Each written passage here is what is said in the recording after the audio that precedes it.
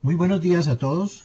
Gracias nuevamente por esta nutrida asistencia a este webinar, el tercero de 5 que estamos dictando. El día de hoy pues vamos a hablar sobre un tema muy interesante y muy apasionante, que es el tema de la cromatografía de gases.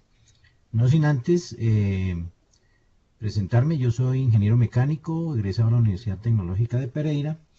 Llevo 30 años en el tema de diagnóstico y mantenimiento de transformadores, gerenciando la compañía Transequipos SA.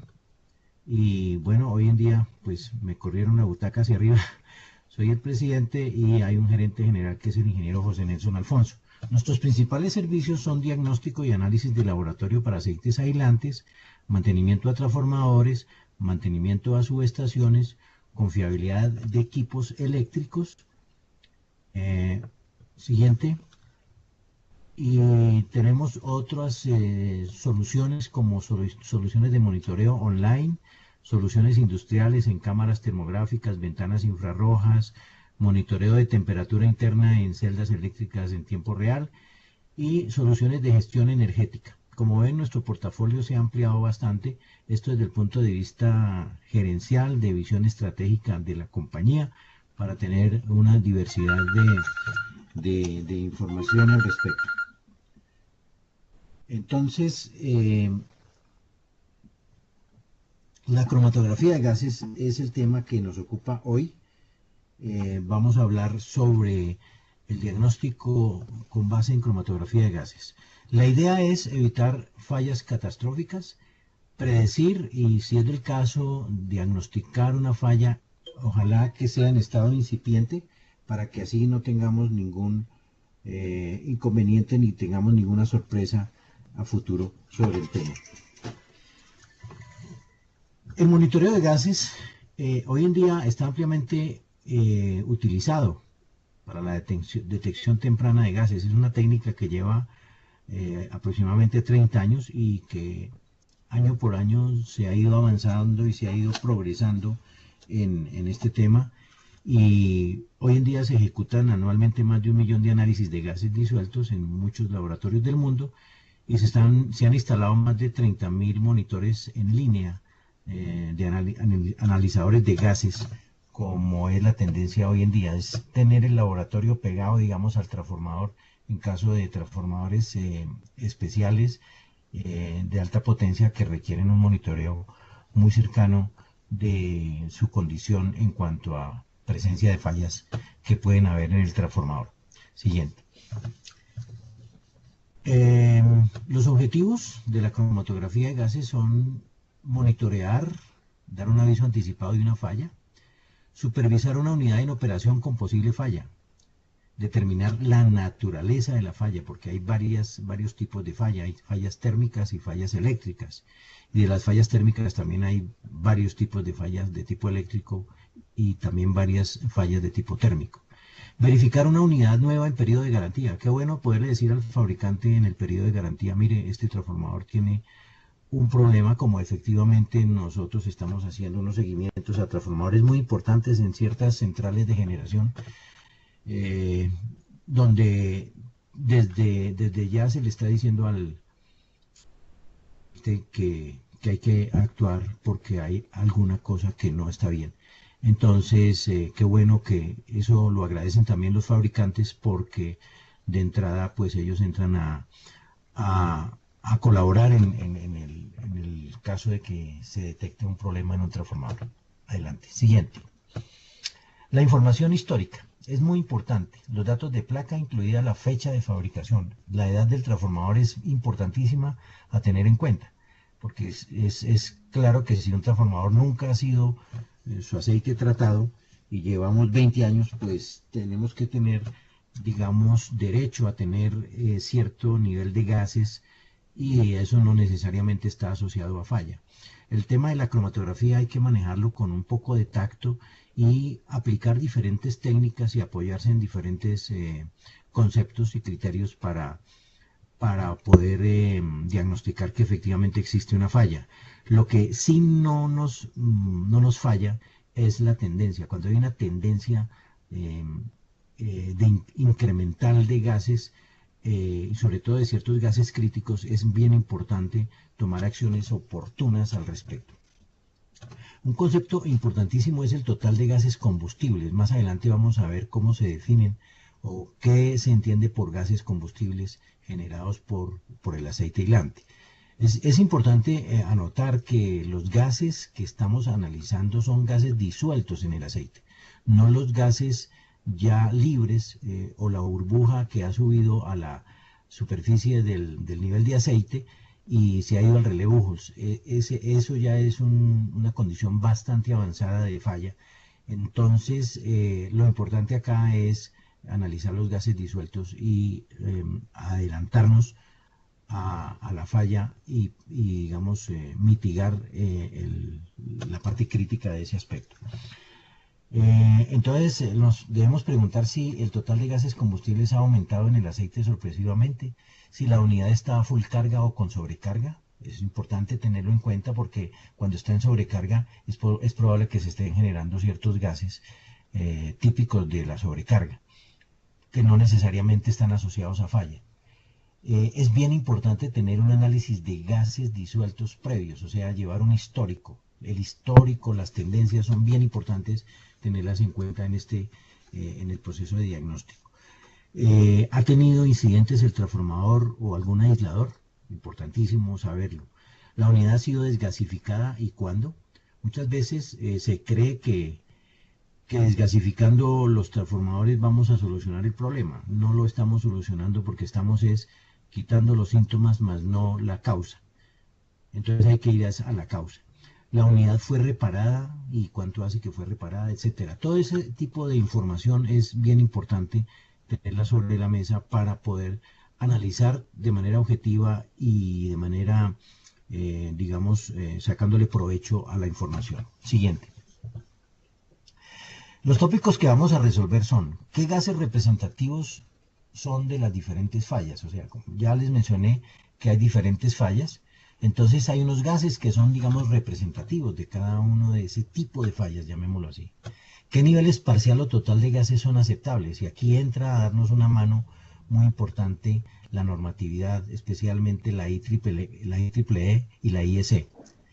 La velocidad de gases, de generación de gases, ¿cómo es esa rata de generación de gases? Y cómo la cotejamos con los criterios de las normas vigentes. ¿Qué tipo de gases generan determinada falla? Es bien importante ubicarnos en ese aspecto. Siguiente. Los gases que se analizan son, normalmente en un cromatógrafo de gases, son el hidrógeno, el oxígeno, el nitrógeno, el monóxido de carbono, el metano, el dióxido de carbono, el etileno, el etano y el acetileno. Estamos hablando de 4, 8, 10 gases, prácticamente 9 gases, de los cuales diríamos que el oxígeno y el nitrógeno los sacamos como gases de falla, o sea, la presencia de oxígeno y nitrógeno, si bien es cierto el cromatógrafo los detecta y nos lo reportan en el informe, no son gases a ser tenidos en cuenta desde el punto de vista de falla. Sí son importantes,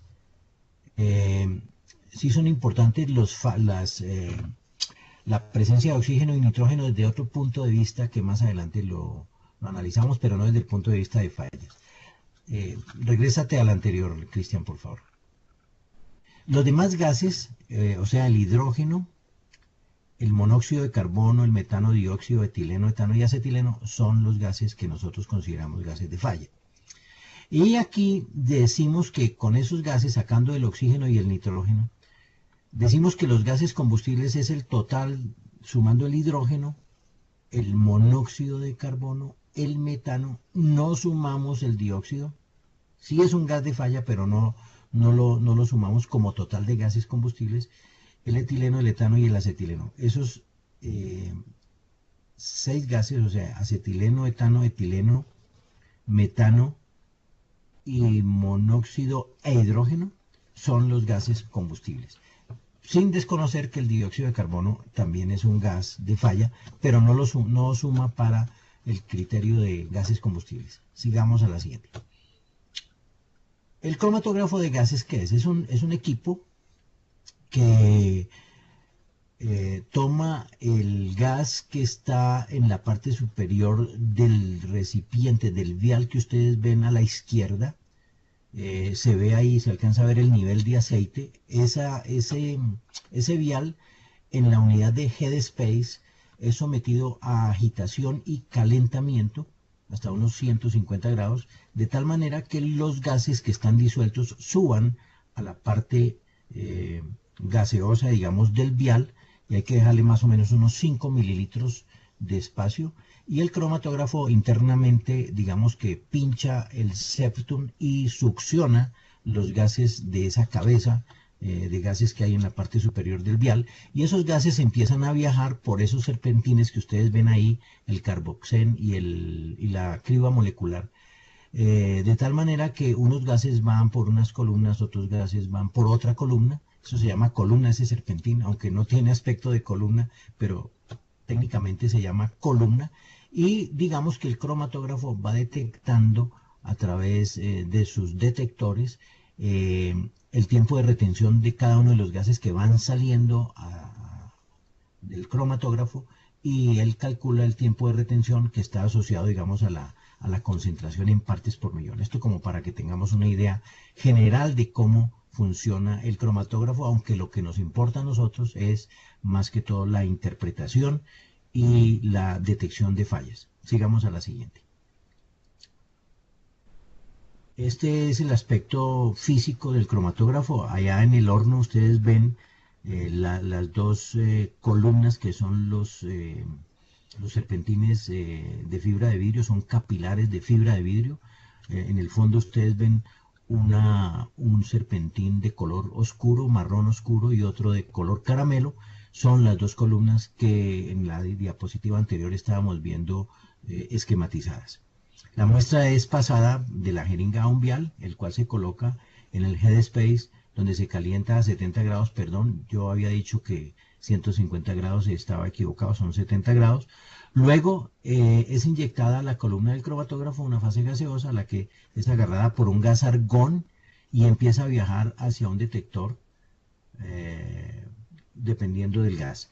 Por el tiempo que se demora en salir, se detecta qué tipo de gas es, básicamente. Sigamos a la siguiente.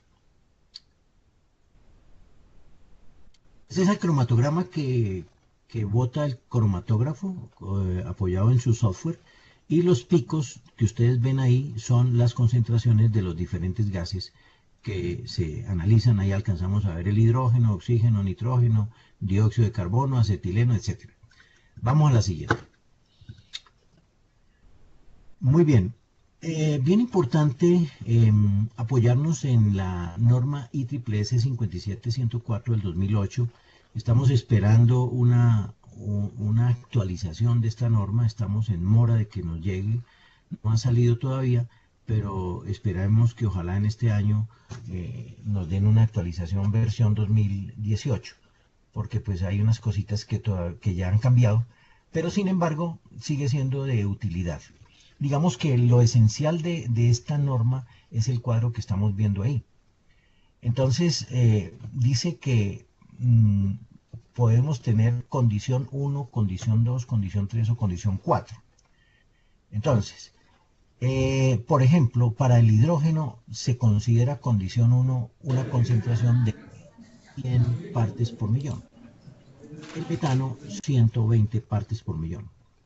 Una de las grandes reformas que tuvo la norma en el 2008 fue el cambio de concentraciones aceptables para el acetileno, el C2H2.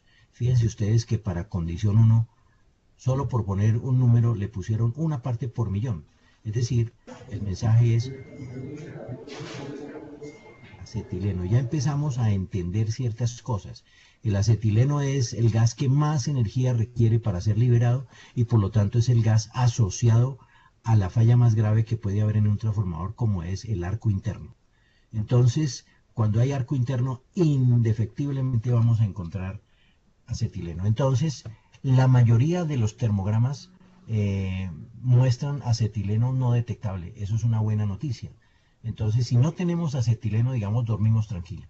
Pero si tenemos acetileno en cualquier cantidad que la tengamos, Entre más tengamos, pues más grave será el problema desde el punto de vista de presencia de arco. Más adelante vamos a reforzar ese concepto. El etileno, el C2H4, tiene una aceptación para condición 1 hasta 50 partes por millón, el etano 65, el monóxido de carbono 350, el dióxido de carbono 2500 y total de gases combustibles 720. Obsérvese que aquí no estamos teniendo en cuenta el oxígeno ni el nitrógeno y decimos que los gases combustibles es la suma, como ya lo habíamos mencionado, de las concentraciones de hidrógeno, metano, acetileno, etileno, etano y monóxido de carbono. No sumamos el dióxido de carbono, por eso ahí el total de gases combustibles debe ser de menos de 720.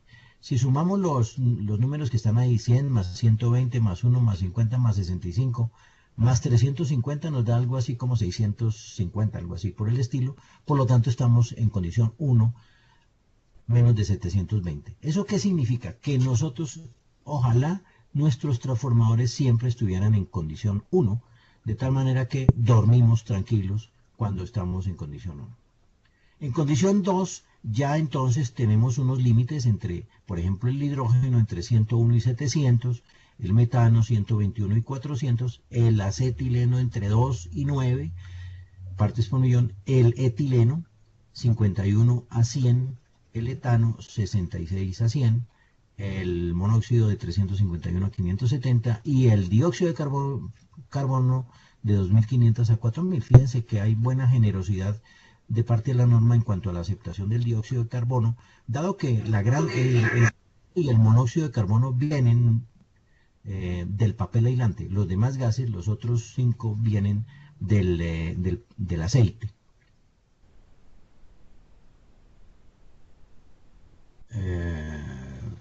Bien, entonces, para condición 2 también tenemos un rango para el total de gases combustibles. Digamos que en condición 2 ya hay una alerta, no es necesariamente tenemos que salir a apagar el transformador, ni mucho menos, sino una alerta, y eso obedece o debe ser motivo de un análisis más profundo con técnicas como velocidad de generación de gases, el triángulo de Duval, y luego del triángulo 1 pasar a analizar si es del caso triángulo 4, triángulo 5, etcétera. Eso después lo podemos ver con un poquito más de detalle. La condición 3 ya se vuelve un poco más complicada, entonces ya los valores están en valores más altos, y la condición 4 pues es ojalá la condición que nosotros no tengamos que vivir en un transformador. Fíjense ustedes que abajo dice en condición 4, el total de gases combustibles dentro de este rango indican descomposición excesiva. La operación continua podría resultar en la falla del transformador. Proceda inmediatamente y con precaución. Es lo que recomienda la norma. La condición 3 pues es una condición igualmente severa, pero no tanto como la condición 4. Entonces, bien importante tener a la mano esta tablita para nosotros poder en un principio dar una primera calificación a la condición de nuestro transformador. Adelante. Entonces aquí está el resumen de las condiciones, ya lo podemos leer ahí, cada una. Condición 1 es condición normal, condición 2 pues es una condición de alerta, condición 3 ya digamos, si le quisiéramos poner digamos colores a las condiciones, diríamos que la condición 1 es color verde, o sea, tranquilos. La condición 2 sería una alerta amarilla, ¿cierto? La condición 3 sería una alerta naranja y la condición 4 sería alerta roja, básicamente, como para resumir de manera con colores como estamos acostumbrados para cierto tipo de situaciones. Vamos a la siguiente. Bueno, aquí esta es una parte de la norma bien interesante porque nos ayuda a manejar las acciones que debemos tomar con base en la velocidad de generación de gases. Dice aquí, acciones basadas en el total de gases combustibles disueltos. Entonces, si nosotros tenemos una condición 4, o sea, condición 4 de acuerdo a la tablita que vimos antes, significa que tenemos más de 4.630 partes por millón del total de gases combustibles.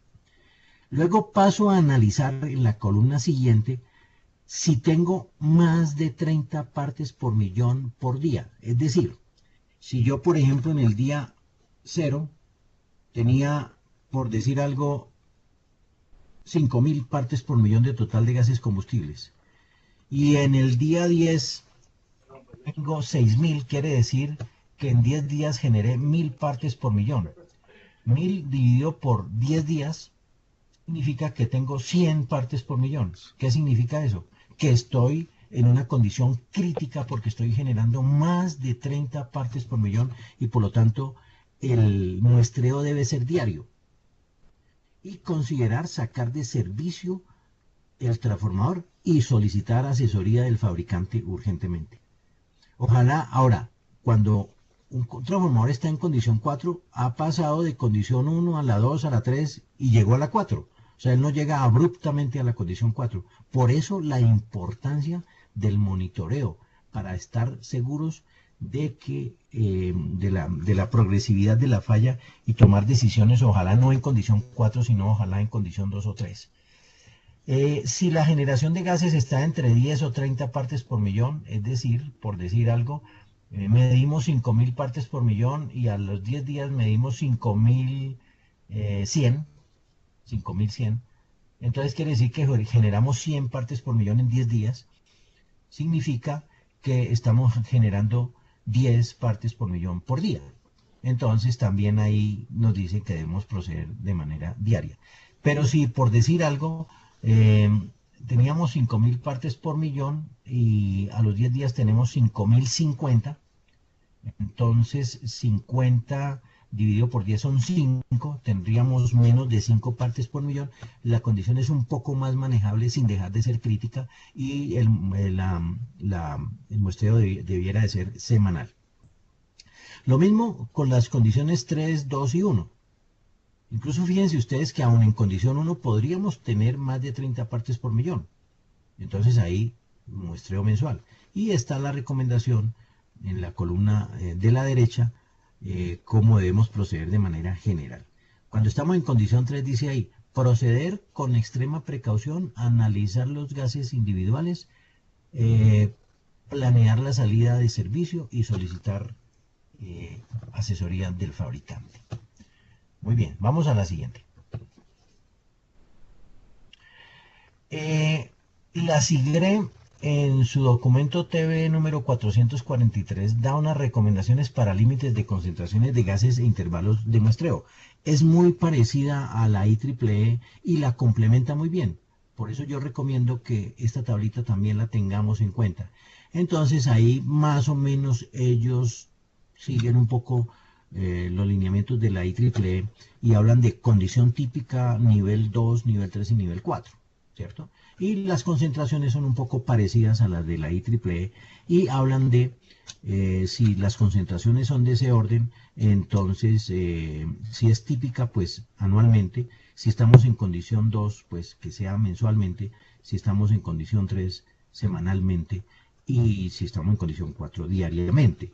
En la prefalla, este es un valor agregado que nos da la SIGRE, más de 725 partes por millón en hidrógeno, más de 400 en metano, más de 800 en etano, más de 900 en, perdón, el C2H4 no es etano, sino etileno, y el C2H6 es el etano, efectivamente 900, y el acetileno 450.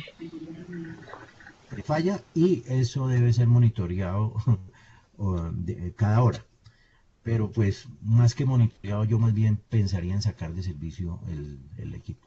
Allá arriba ustedes ven que dice intervalos de muestreo versus concentraciones de gases en transformadores de potencia en servicio en microlitros por litro.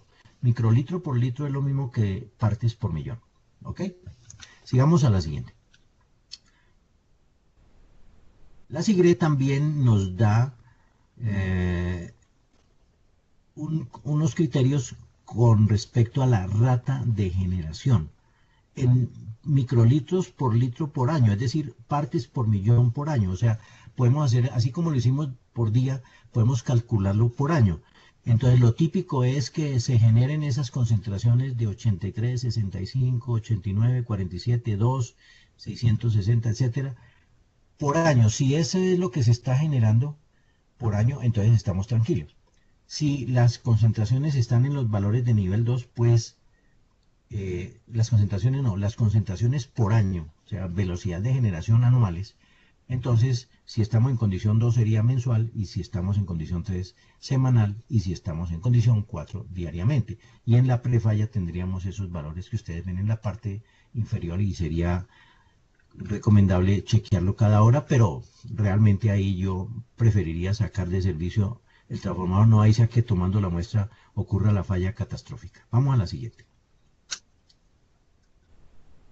Entonces aquí nos presentan un resumen en cuanto a la rata de generación, en qué nivel estamos, y en la concentración. O sea, mezclando las dos tablas, entonces nos dan una tablita que nos puede servir para tomar decisiones. Esto es simplemente resumiendo las dos tablas anteriores. Vamos a la siguiente. Cromatografía de gases. Entonces decíamos que hay dos tipos de falla. Las fallas de tipo térmico y las fallas de tipo eléctrico. En las fallas de tipo eléctrico térmico, el sobrecalentamiento del papel es, digamos, la falla de tipo benigna, porque ese sobrecalentamiento del papel puede ser originado por falta de mantenimiento, por sobrecargas que el transformador pues, puede soportar, por falta de ventilación, eh, por sobretensiones, etcétera. Pero cuando ya tenemos un punto caliente localizado, o sea, está en alguna parte pero puntual, digamos, sí, valga la redundancia, punto caliente puntual, ubicado, digamos, en determinada parte, eso ya es grave. ¿Ya? Y ahorita vamos a ver por qué. Las fallas de tipo eléctrico también tenemos las benignas, que son las descargas parciales por efecto corona, y las de arco interno. Las benignas son descargas parciales, y lo grave en las fallas de tipo eléctrico es el arco interno. No sé si más adelante, sigamos a la siguiente. Eh, fallas, vamos a la siguiente, Cristian. Ah, sí, aquí estamos.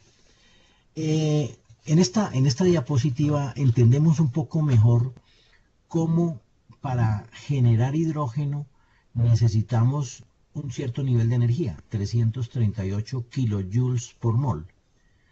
La misma cantidad de energía para metano.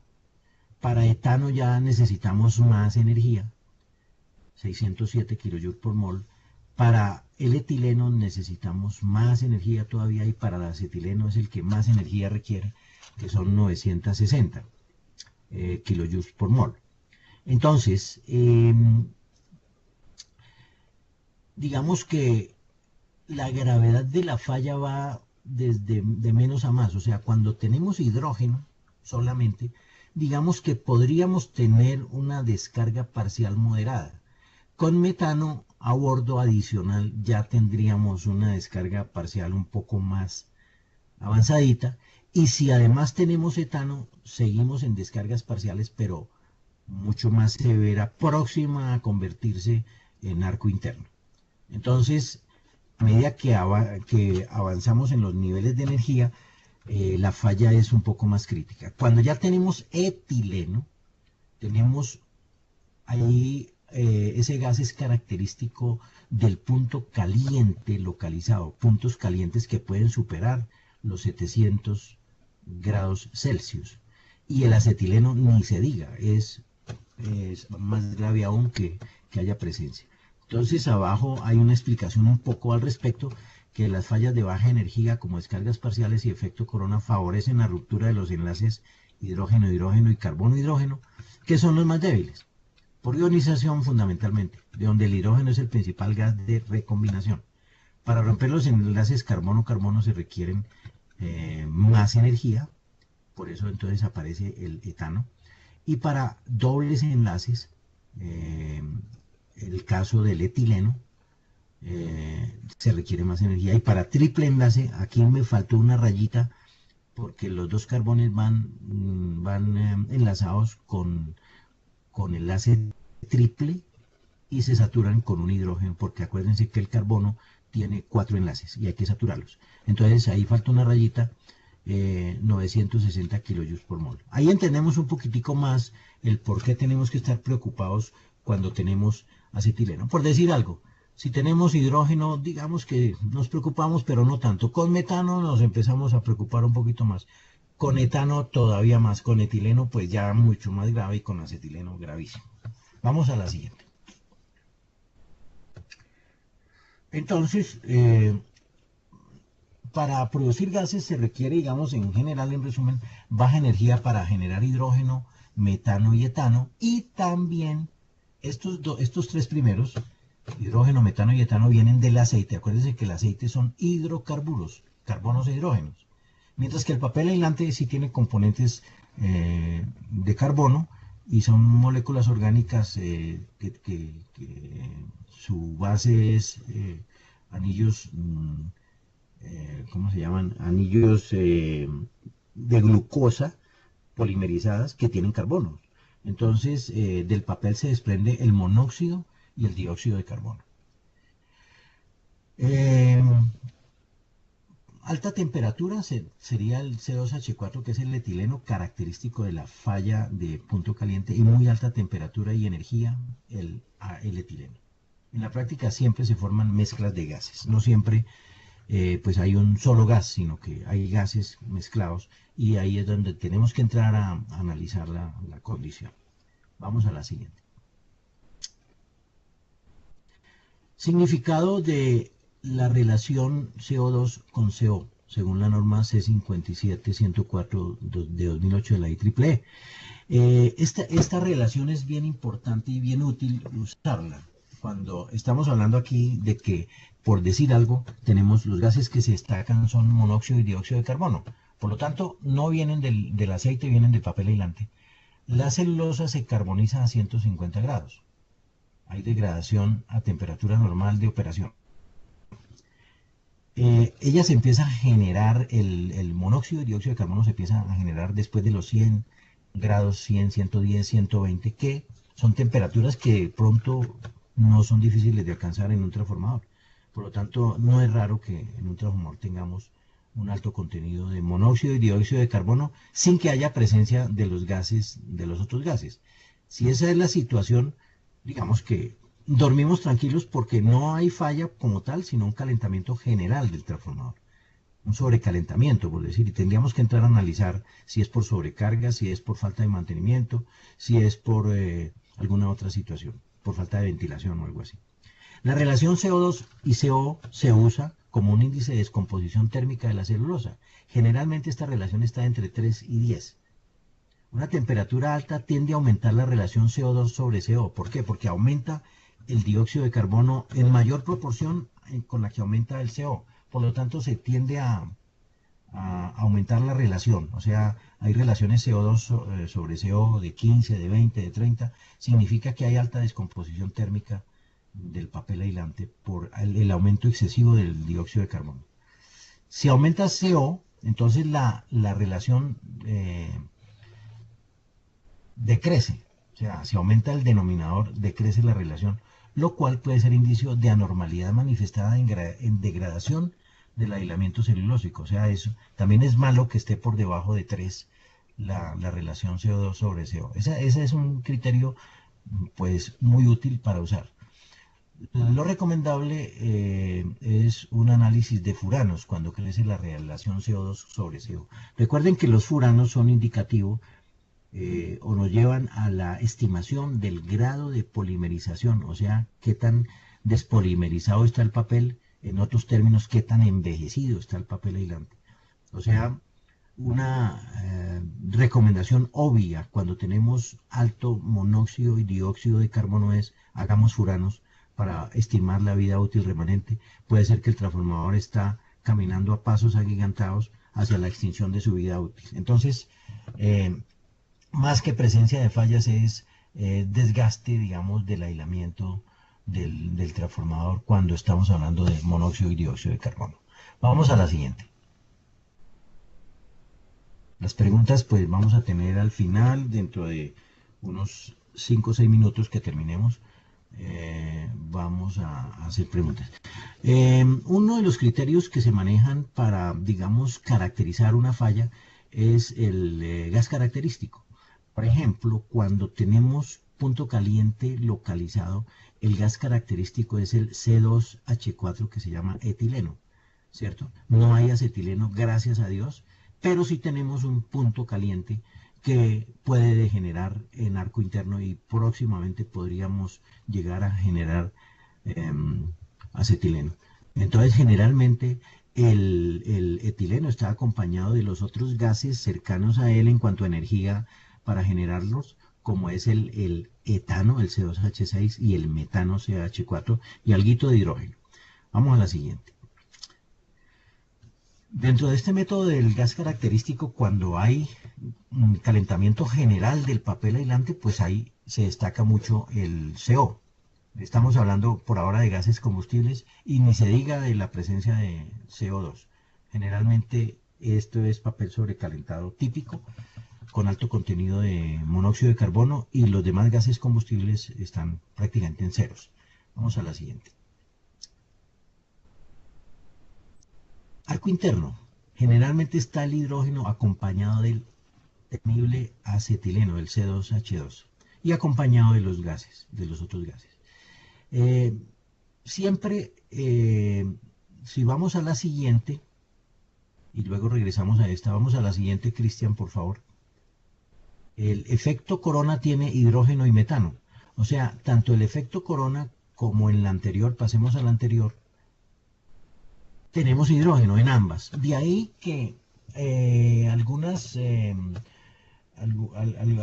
expertos recomiendan tener monitores de hidrógeno en los transformadores, porque el monitor de hidrógeno es un monitor barato, por decirlo de alguna manera, y si hay presencia de hidrógeno, pues probablemente podemos tener o arco interno o descargas parciales, y el hidrógeno digamos que está asociado a fallas de tipo eléctrico.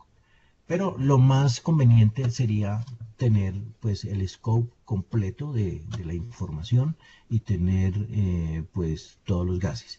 La tendencia hoy en día es a tener un monitor de gases en línea. Vamos a la siguiente. Volvimos a esta en donde el efecto corona está caracterizado por la presencia de hidrógeno con gas metano y va asociado pues a los niveles de energía que se requiere para cada tipo de gas. Sigamos a la siguiente.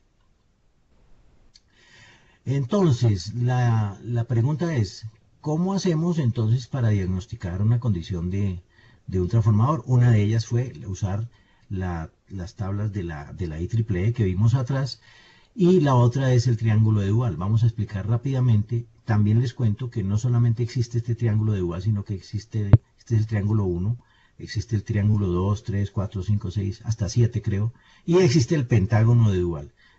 Nuestra compañía ya adoptó en los informes cromatográficos tanto los triángulos de Duval como los pentágonos de Duval.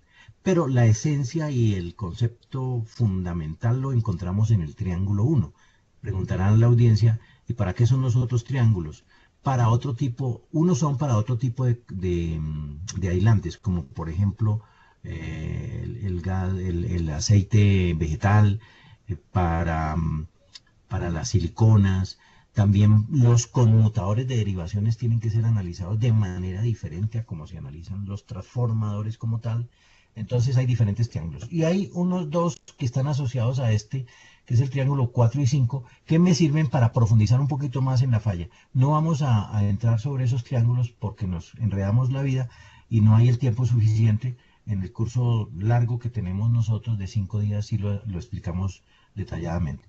Volvamos a la primera diapositiva del triángulo de Wall. Exactamente. Entonces el triángulo de Wall considera tres gases. Obsérvese que en la base tenemos el gas acetileno, que es el gas característico de arco interno, el gas metano, característico de descargas parciales, y el gas etileno, característico de punto caliente.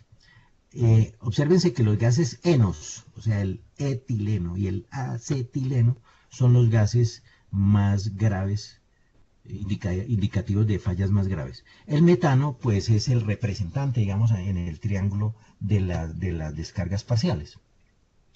¿Cómo se lee el triángulo? El triángulo, digamos, si cogemos el lado derecho, el lado del T2H4, va de 10 en 10 hasta 100%. Lo mismo el acetileno, de 10, 20, 30, 40 hasta 100%, y eso es porcentaje. Y porcentaje de CH4 hasta 100% por el lado izquierdo. ¿Porcentaje de qué? De la composición de los tres gases. Es decir, si yo tengo un 100% de la suma de los tres gases, pues puedo calcular el porcentaje individual de cada gas. Entonces, si por decir algo, yo calculé que el porcentaje de gas metano está de un poquito más del 60%, digamos 65%. Entonces, un poquito, no tanto 65, pero sí por ahí un 62, 63%. Entonces, trazamos una paralela al lado anterior, viniéndonos por la línea del C2H4. Luego nos vamos por la línea del C2H2 y vemos que el C2H2 tiene una concentración muy baja, por ejemplo 5%. Entonces trazamos una paralela al lado anterior del acetileno, y si por ejemplo en metano tenemos una participación del 35% o 36%, entonces trazamos una paralela al lado anterior y las tres paralelas se tienen que encontrar en un punto, y entonces ese punto está ubicado en una zona que llama T3. Las zonas son D1, D2, DT, T3. Arriba en el pico tenemos descargas parciales, partial discharge en inglés, temperatura 1 y T1 que es temperaturas moderadas, T2 más avanzadas y T3 definitivamente tenemos un problema térmico. Vayámonos más adelante a la siguiente. Muy bien, entonces aquí por ejemplo estamos explicando cómo se calculan los porcentajes y qué significan cada una de las zonas. PD, este punto de arriba, pico, si la concentración total es solamente de metano, entonces decimos que tenemos descargas parciales. D1 son descargas de alta energía y D2 descargas de baja energía, y DT indeterminada falla térmica o eléctrica, T1 falla térmica de menos de 300 grados, T2 falla térmica de entre 300 y 700 grados y T3 falla térmica de más de 700 grados. Siguiente. Un ejemplo, entonces supongamos que tenemos estas concentraciones, 45, 90 y 15, vamos a la siguiente, más 150, cogemos el triángulo de igual peladito, ahí están las zonas, y en la siguiente ya entonces vamos a encontrar que para esas concentraciones estamos en T3. Entonces falla térmica mayor a 700 grados significa que tenemos un punto caliente localizado, porque lo que está predominando es el C2H4, que es justamente el etileno, y algo de acetileno, más algo de metano. Siguiente. Bueno, nuestro amigo Michel Duval, que es el gurú de la cromatografía de gases, nos regaló estas diapositivas, estas gráficas, en donde en la vertical vemos significa el porcentaje de falla, y en la horizontal la concentración. Entonces, cuando nosotros tengamos acetileno del orden de 500 partes por millón, por decir algo, 300, significa que estamos en una prefalla, porque inmediatamente se va a disparar de manera exponencial, asintótica, la concentración del acetileno, mientras que el etileno nos da un poquito más de maniobra y podemos llegar hasta 900 partes por millón, y de ahí en adelante se va a disparar y el porcentaje de falla va a aumentar también con una pendiente bastante grande. Lo mismo pasa con el hidrógeno. Por el lado de 800 tendríamos la prefalla y de ahí para adelante podríamos tener falla. Lo mismo la gráfica para el CH4.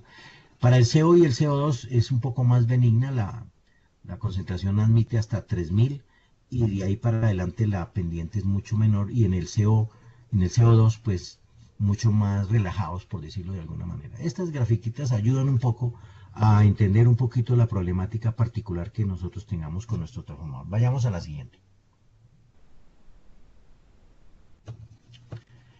Este es el informe cromatográfico, ya lo hemos cambiado, algunos de nuestros clientes ya están viendo una nueva plataforma mucho más amigable, mucho más chévere, digámoslo así, a la vista y con más valor agregado con las gráficas del triángulo, de los triángulos de Dual, los pentágonos de Dual. Siguiente. Ya es cuando se trata de profundizar un poco más. Este es parte del informe. Algunos comparación de los métodos. Vemos que el triángulo de Duval es el más asertivo de todos porque tiene, o más acertado de todos, tiene el porcentaje de diagnósticos correctos más alto, 96%, casos no resueltos 0 y diagnósticos erróneos del orden de 40%. Bien, sigamos a la siguiente. El monitoreo en línea, y aquí podemos parar, es sencillamente equipar los transformadores de equipo de monitores online, cuya información por protocolos de comunicación va a un concentrador y ese concentrador nos va a dar una información online vía internet de la condición del transformador y podemos estar informados de lo que está pasando en el transformador. Es un poquito el esquema del monitoreo online, el monitor como tal por dentro, su gas de arrastre, su gas de calibración, etcétera, etcétera, toda la electrónica que eso tiene, etcétera, y también aplica el concepto del triángulo de Dual para la calificación de las fallas como tal.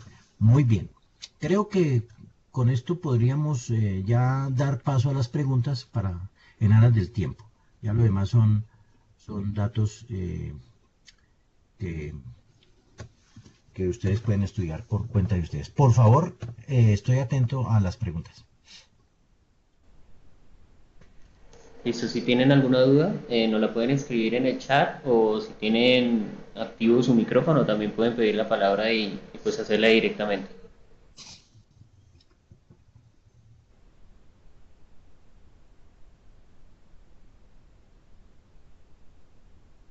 Cristian, ¿tenemos alguna pregunta en el chat? Sí, señor. Adelante. En una alerta temprana, el aumento de monóxido de carbono que esté entre 571 y 1400 partes por millón, ¿cuál puede ser la causa de este aumento si no se han presentado eventos? En caso de presentarse tendencia a la baja, ¿se puede estar tranquilo? ¿Se recomienda hacer desgasificación? Bien. El caso de monóxido y dióxido de carbono, como bien lo sabemos, es un problema asociado al desempeño térmico del transformador, ¿cierto? Eh, Hablábamos de que en monóxido de carbono estamos hablando de 571 a 1400, o sea, estaríamos en condición 3. Vale la pena analizar si no hay más gases asociados, cómo está la ventilación del transformador, cómo está el nivel de carga, la cargabilidad del transformador. Otro parámetro que nos ayuda bastante es cómo está variando las partes por millón de agua, porque cuando está muy caliente el transformador, el papel aislante suelta agua hacia el aceite y las partes por millón aumentarían de agua en el aceite aumentarían. Entonces eso va asociado con sobrecarga del transformador. Entonces es bien importante analizar cuál puede ser la causa de esa generación. Hay veces cuando el transformador entonces se descarga, entonces viene el fenómeno contrario que baja la concentración de monóxido de carbono. No es que vuelva al papel, no, sino que el gas subió a colchón de nitrógeno o salió por el tanque de expansión y bajó la concentración. Digamos, se escapó, digamos, de como gas disuelto del aceite aislante. Y eso puede suceder por variaciones de carga. También las variaciones de monóxido de carbono están asociadas, por supuesto, a la cargabilidad del transformador.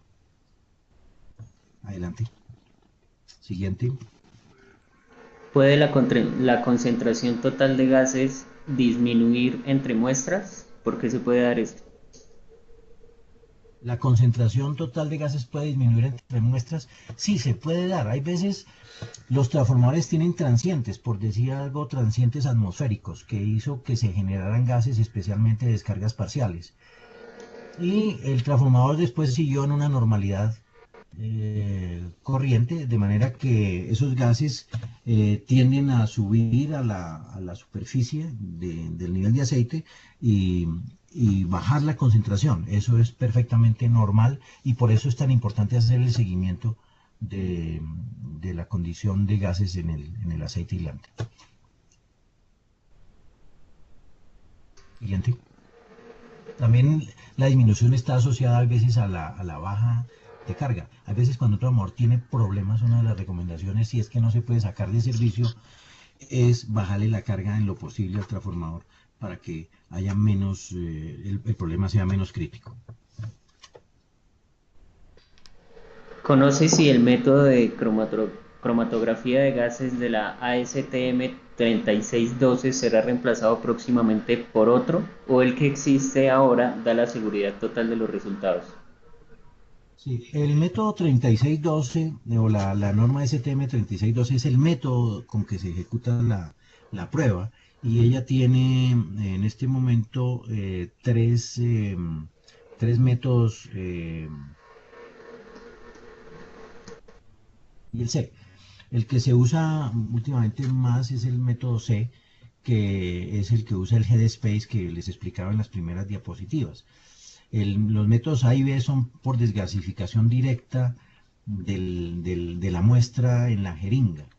Entonces eso requiere pues otra tecnología ya un poquito obsoleta y el método que se está usando es el método C. Es probable que venga un cuarto método y en eso están trabajando con otra, digamos, como una optimización del método C. Pero por ahora lo recomendable es el método C y es un método pues muy confiable. Los interlaboratorios que nosotros hemos tenido a nivel mundial, con muchos laboratorios a través de la misma STM que nos hace ese monitoreo, han salido, digamos, muy satisfactorios. De manera que el método sigue siendo válido y pues susceptible de mejora, por supuesto.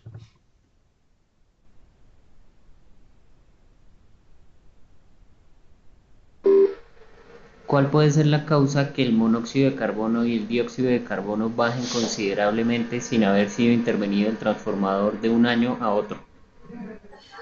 Sí, vuelvo y repito lo que dije ahora, y es cuando hay bajas en el monóxido y dióxido de carbono, significa que eventualmente el transformador ha sido, digamos, liberado de carga o su carga ha bajado. Es una de las razones. O se le ha mejorado la ventilación, se le ha mejorado la refrigeración o algo por el estilo. Entonces, básicamente está asociado a una condición externa del transformador. Pero si el transformador sigue sobrecargado, es indudable que va a generar, va a seguir aumentando la generación de monóxido y dióxido de carbono. Si baja es porque ha bajado la carga, es lo normal que podríamos analizar.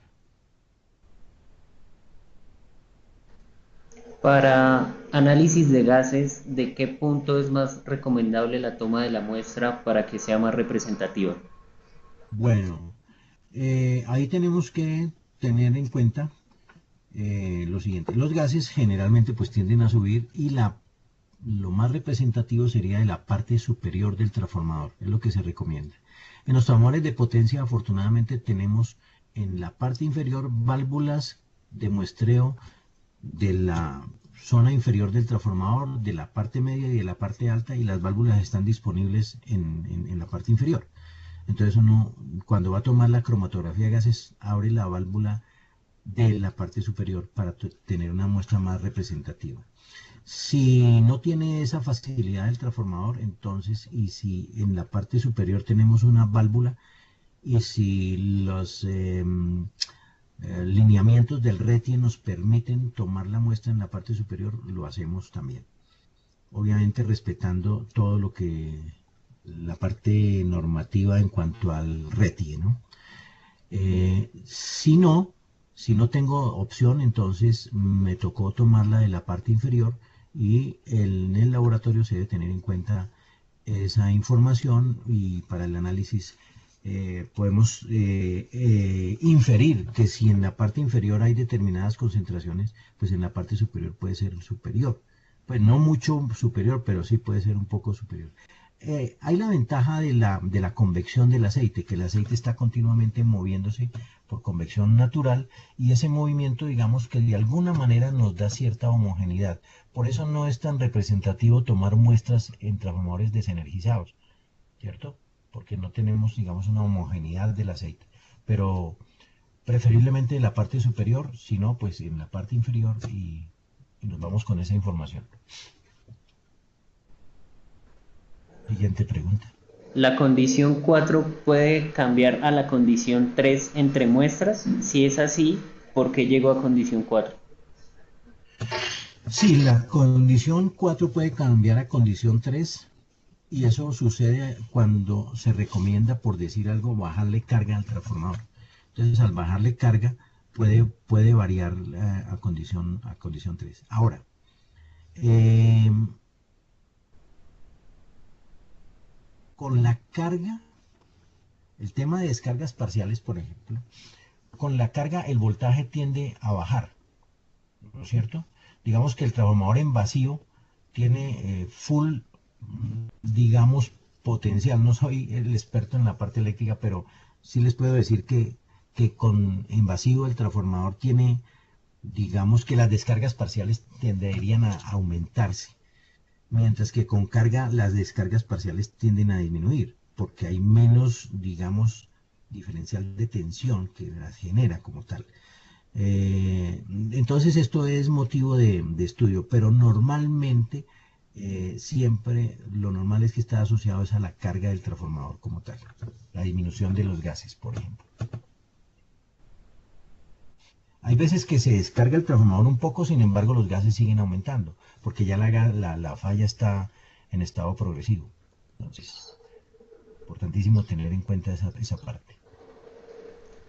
Para transformadores nuevos recién instalados, ¿se puede esperar un incremento considerable de CO y CO2? Si es el caso, ¿hasta qué nivel? Sí, efectivamente, para transformadores nuevos, importantísimo pues hacer la cromatografía de gases, ojalá en pocas semanas después de haber sido instalado, para tener la línea base. Y, y puede ser que en los inicios haya mucha generación de monóxido y dióxido de carbono, justamente por tratarse de un papel nuevo que todavía, digamos, no se ha, digamos, aclimatado a la operación del transformador como tal, y sí puede haber alta generación de monóxido y dióxido de carbono, pero pues todo esto implica que la actitud que debemos de tener es monitoreo. Monitoreo, entonces si esa situación se está presentando, entonces disminuyo la frecuencia, perdón, aumento la frecuencia de muestreo para monitorear un poco más de cerca esa condición y si la cosa se pone digamos, anormal, pues es el momento de hablar con el fabricante, puesto que está en garantía.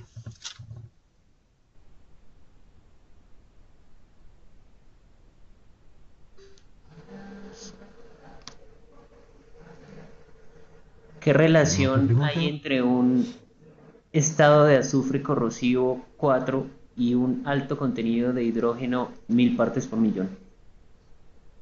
Bueno, el azufre corrosivo es un tema que creo que nos amerita de pronto poner no sé si está especificado el webinar de azufre corrosivo, Cristian. Si no, yo creo que lo podemos montar como un sexto webinar, que es un tema bastante interesante y muy apasionante también. El azufre corrosivo, como ustedes saben, es eh, un aspecto que hay que tener en cuenta. Viene de compuestos de azufre como el dibencil disulfuro que están disueltos en el aceite aislante porque el aceite de pronto no fue suficientemente purificado en su refinación y dejaron trazas de compuestos de azufre en la refinación del aceite aislante. Eso por un lado. Por otro lado, hay materiales en el transformador que pueden tener compuestos de azufre y esos compuestos de azufre se disuelven en el aceite aislante y eh, los conductores de cobre son atacados puesto que el cobre es de lejos el metal, uno de los metales más vulnerables a, a reaccionar con compuestos como el azufre, formando sulfuros de cobre. Esos sulfuros de cobre que se forman en el conductor son capas eh, altamente conductoras que incluso me pueden permear el papel aislante y me pueden disminuir las distancias dieléctricas entre espira y espira de los bobinados. De tal manera que en un momento dado, en una condición crítica, sin que haya alerta previa por las otras técnicas como el físico-químico de aceite y la cromatografía de gases, puede fallar el transformador. El tema de azufre corrosivo es un tema crítico en niveles de voltaje por encima de 34.500 voltios. Si tenemos ya hidrógeno y de pronto metano, quiere decir que hay alto azufre corrosivo y ya entonces estamos viendo descargas parciales, entonces tenemos una prefalla. O sea, el azufre corrosivo junto con descargas parciales es un anuncio serio al respecto. La pregunta que de pronto se les ocurre a ustedes es cómo mitigar esa condición del azufre corrosivo. Lamentablemente no hay ninguna técnica que nos limpiara los conductores de esos sulfuros generados y pegados ya en los conductores. Entonces lo que se hace es un sellamiento químico de esas capas de sulfuros y es mediante un procedimiento que llama pasivación, que no es otra cosa que agregar un químico que está, digamos, normalizado, que neutraliza esas capas, como quien dice, le pone un sellante a esas capas de sulfuro, tanto hablando de espiras vecinas, en la espira de abajo como en la espira de arriba, de tal manera que mitiga la posibilidad de una falla de aislamiento. Entonces, y obviamente el aceite hay que cambiarlo todo, cambiarlo totalmente y colocar aceite nuevo certificado no azufre corrosivo y pasivar. Eso les puedo decir en resumen qué es lo que se haría con eso. ¿Otra pregunta? ¿Puede un transformador tener presión negativa? ¿Por qué puede darse esto? Efectivamente, los transformadores en colchón de nitrógeno, o sea, no tienen tanque de expansión, sino sencillamente el nivel de aceite llega hasta unos cuantos centímetros por debajo de la tapa principal. Ese colchón es nitrógeno, como hemos dicho, y debe estar presurizado. Y el transformador debe estar equipado de un manovacuómetro que me mida la presión positiva y la presión negativa. La condición normal del transformador es que la presión sea positiva. ¿Por qué puede entonces presentarse presión negativa? Porque el transformador, por ejemplo, en una descarga del transformador, en una baja de carga, el aceite aislante tiende a comprimirse. Al comprimirse puede generar vacío en el colchón si no hay suficiente presión, si no hay suficiente masa de oxígeno en el colchón, perdón, de nitrógeno, disculpen, si no hay suficiente presión de nitrógeno cuando baje el nivel de aceite, digamos la presión es muy bajita. ¿Qué es una presión bajita? Por decir algo, medio PSI o una PSI. Lo normal es que estemos en 3, 5 PSI de presión en el manovacómetro, o sea, presión positiva. Pero si tenemos el transformador full cargado y tenemos medio PSI, cuando el transformador se descargue, entonces baja el nivel de aceite y al bajar el nivel de aceite, el manovacómetro nos va a marcar presión negativa. Incluso si el transformador está energizado y hay una presión negativa, por ningún motivo debemos tomar la muestra, porque al tomar la muestra en la parte inferior puede entrar una burbuja de aire por estar bajo vacío y pasar esa burbuja de aire por un punto crítico del transformador y fallar. Incluso haber un accidente, incluso con la muerte de las personas que están cercanas al transformador, porque puede haber una falla catastrófica. Entonces, muy importante la pregunta desde el punto de vista de seguridad. Tengamos mucho cuidado con transformadores que tienen presión negativa. Ahora, si yo no tengo manovacuómetro y voy a tomar la muestra y no sale aceite, quiere decir que hay presión negativa. Si cerremos la llave inmediatamente y dejemos ese transformador planillado para presurizarlo con nitrógeno una vez que pueda hacer, bien sea energizado o desenergizado, que sería lo más recomendable.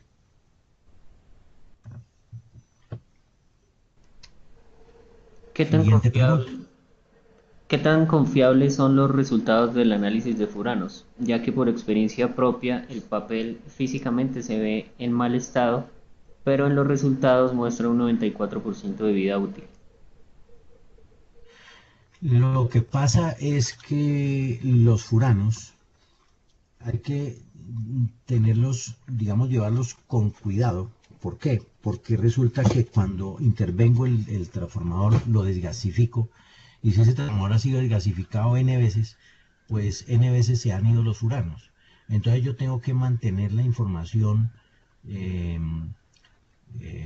digamos, al día. Si yo tengo un transformador que lleva 5 años de uso, eh, y lo voy a intervenir, lo mejor que debo de hacer yo, o una de las recomendaciones, es tomar muestras de furanos. ¿Para qué? Para tener el histórico de cuánto llevamos de furanos. De tal manera que al intervenirlo, al desgasificarlo, se van a perder, pero yo ya tomé la muestra y ya sé cuántos furanos hay. Luego entonces a los otros 5 años lo vuelvo a intervenir y entonces tengo otro contenido de furanos que puede ser incluso inferior al primero.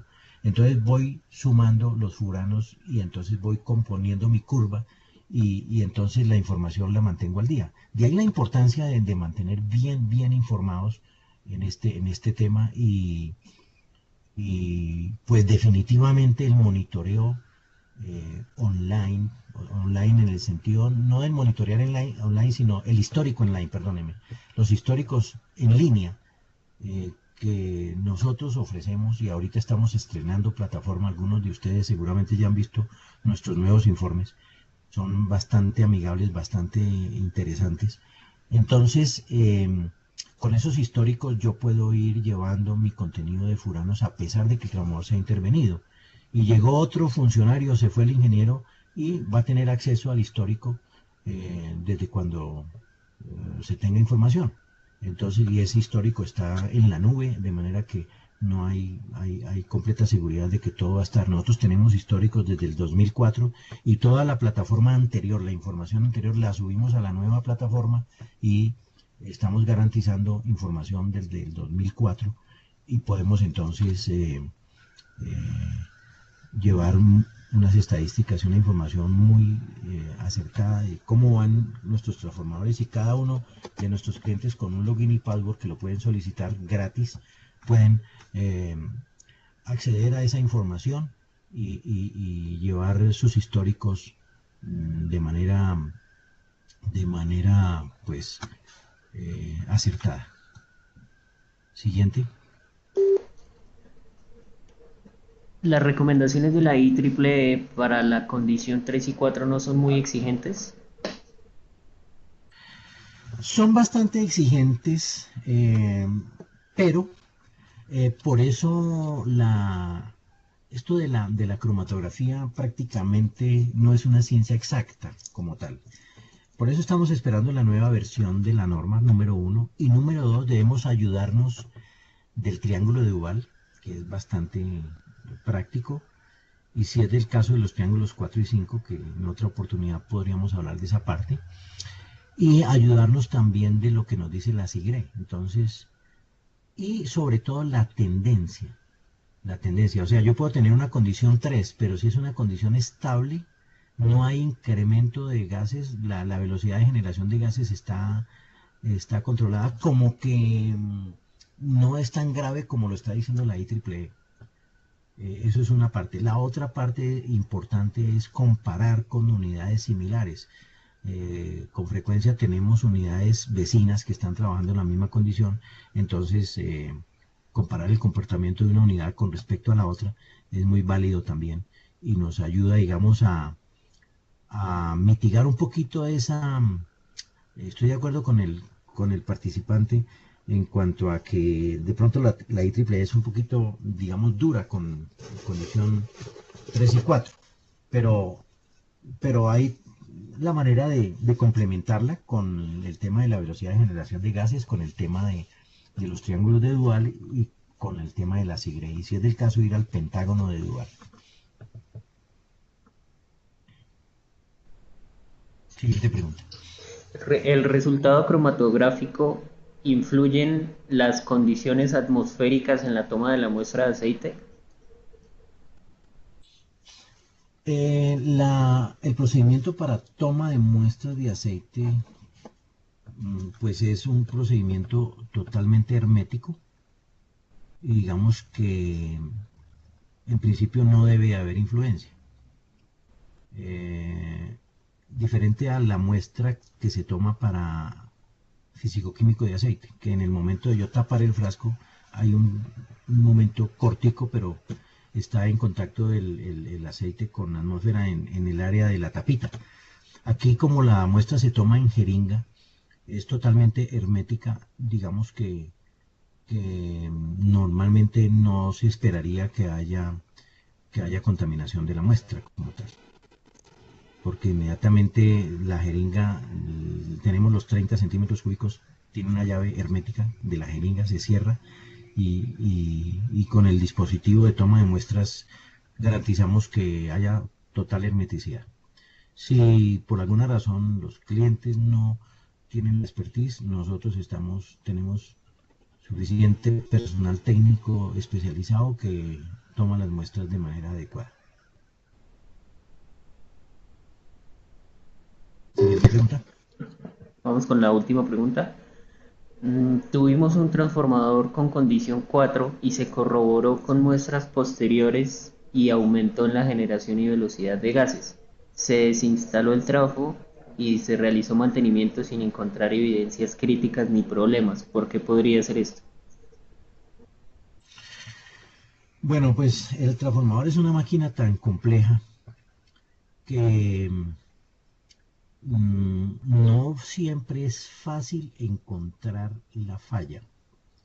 Y si ese transformador se desenergizó y se inspeccionó y no se encontró nada, se volvió a llenar, pues hay que seguirlo monitoreando, es la primera recomendación.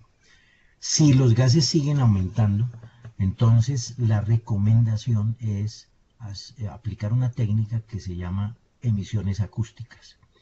Las emisiones acústicas son una técnica no destructiva que me permite, a través de sensores piezoeléctricos distribuidos simétricamente en las 4 caras del transformador, ubicar la actividad acústica más significativa con unas coordenadas precisas. Eso nos ayuda con una porcentaje de acierto muy alto a encontrar las coordenadas de la falla, y puede ser una falla muy interna que no fue posible encontrarla en una inspección, así sea en taller, desencubando totalmente el transformador. Habrá partes muy internas de los bobinados a las cuales no se tiene acceso, y antes de desencubar el transformador, si es un transformador de potencia, pues hacer la técnica de emisiones acústicas, que nos ayudaría bastante a ubicar la falla. Siguiente pregunta, o es la última ya, ¿no? ¿Es la última pregunta Tenemos, ya, Cristian? tenemos otras registradas que acabaron de registrar en el chat. Mucho gusto, estamos dispuestos. Por mí no tengo problema. Vale. ¿Es Ahí correcto están los usar el triángulo de participantes. Duval? Listo. ¿Es correcto usar el triángulo de Duval aun cuando la concentración de acetileno sea cero? ¿Eso no me daría un falso negativo? Efectivamente, si acuérdense que el triángulo de Duval no solamente considera el acetileno, sino el metano y el etileno. El metano indicativo de descargas parciales y el etileno de punto caliente, ubicado o localizado. Localizado es que está puntualmente en alguna parte, pero no sabemos en cuál, en qué parte del transformador. Entonces no solamente es el acetileno, sino los otros dos gases hay que considerarlos, siempre y cuando estén en condición por lo menos 2. Si están en condición 1 y no hay acetileno, ahí hay alguito de hidrógeno, perdón, alguito de metano y alguito de etileno en condición 1, pues el triángulo de Duval pues no aplica. Digamos que el triángulo de Duval lo aplicamos en condición 2 para arriba, tanto para los gases individuales como para los gases, total de gases combustibles. ¿Se pueden ¿Alguna conectar otra varios preguntita? transformadores a un solo equipo de monitoreo en línea? ¿Perdón?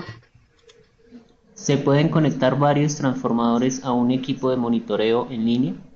No, por ahora que yo sepa, esa técnica no está disponible. Sería ideal, ¿no? Porque qué bueno llevar señales de varios transformadores a un monitor. Lo que pasa es que el monitor de gases online eh, está, digamos, haciendo circular el aceite de ese transformador. Entonces, no es posible hacerlo en varios transformadores simultáneamente, por ahora. Listo, ingeniero, con esto ya terminamos. Señores, muchísimas gracias por su paciencia y su participación. Fue una participación bastante nutrida. Tuvimos más de 42 participantes. Muy amables por su atención y nos estaremos viendo en el próximo webinar.